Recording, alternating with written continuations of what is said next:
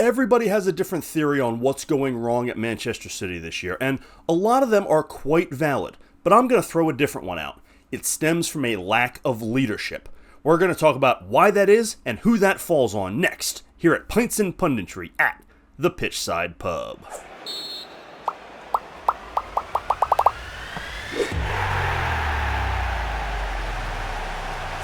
Now I'm going to make this very clear right off the bat. This is not an attack on Pep Guardiola, who I think is one of, if not the greatest managers of all time. I still think is a great manager today, and I believe, truly in my heart, should not be in any way, shape, or form under fire right now at Manchester City. I do not think he is the problem. But I do think leadership is the problem, and right now, the way he handles leadership does not work with the current roster. And that's what we're going to talk about today. But before we do, go ahead and hit that subscribe button for me down below so you can follow the channel.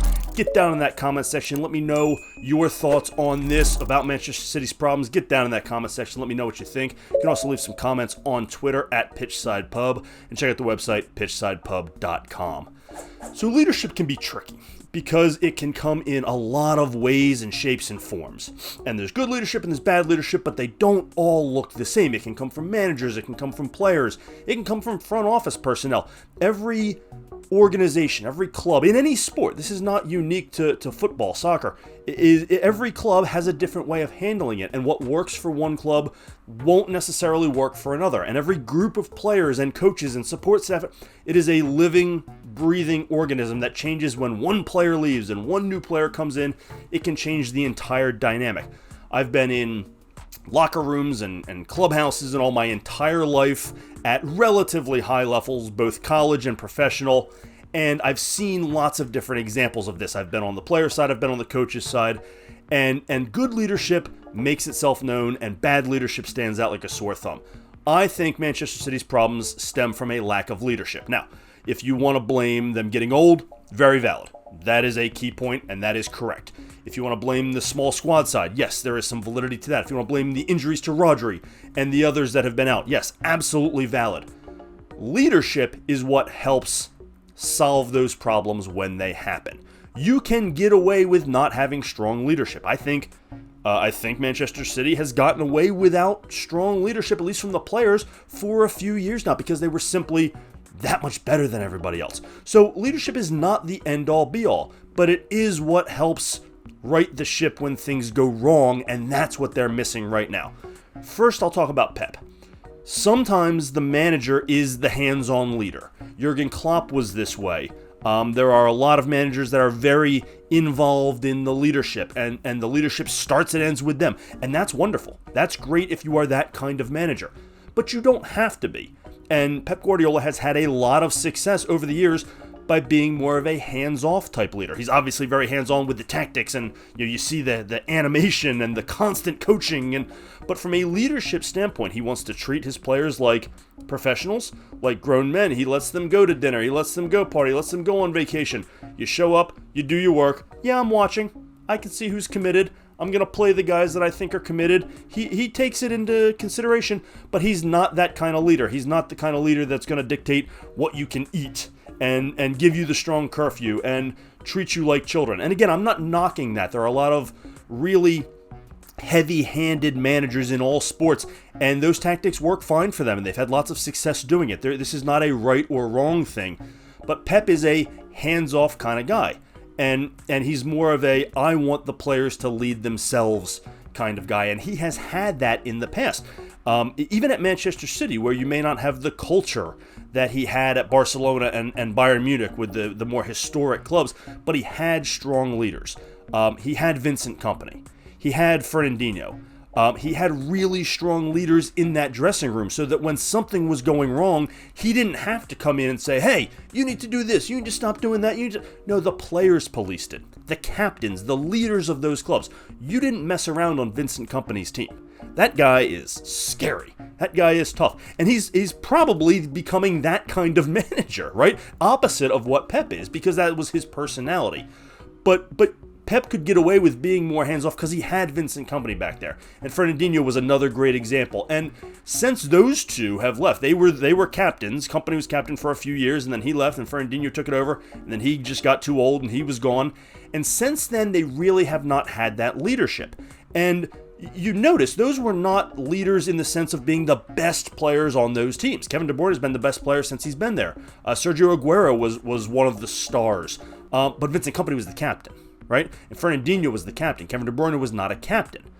Since Vincent Kompany and Fernandinho have left, you had this triumvirate. You have this group of captains. It was Ilkay Gundogan for a while. He left and has come back, but he's not a captain on this team. He does bring some leadership, but I think once he left and came back, you probably lose some of that.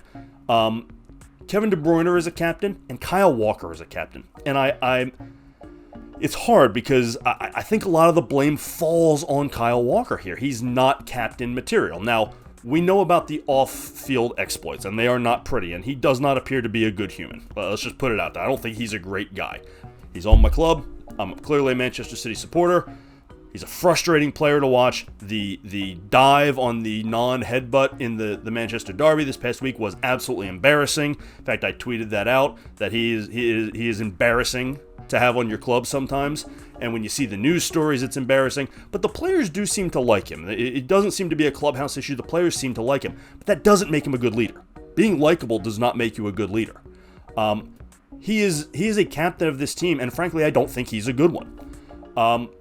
The two best players on the team are not really leaders. Erling Haaland, great player, tremendous striker, love him, fantastic, wouldn't trade him for the world, not a leader. He's not a leader. He sets a great example, he works hard, but he's not a leader. Kevin De Bruyne, the other captain, is he a great leader?